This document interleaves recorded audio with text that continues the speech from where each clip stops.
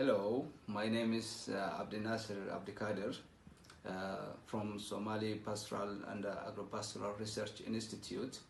I'm an expert of land resource and environmental protection and a team leader of this seed funding project provided by Global Landscape Forum initiative in partnership with Robert Bosch. In my role, I will facilitate the project in order to enhance the implementation of the seedling in the environment, as well as train and create an awareness workshop within different community cooperatives in order to restore degraded rangelands on the degraded environment.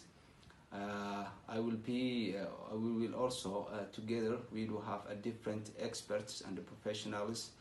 So we would like to provide 1,500 seedlings for the community, and in order to select appropriate site that's already loosened and degraded, and we will plant these seedlings using soil and water conservation technique.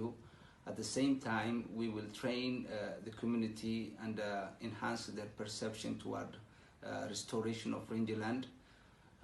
We will also evaluate and monitor the implementation task, and we will just follow up the survival rate of the seedlings in order to get a green and a friendly environment for the community. Thank you.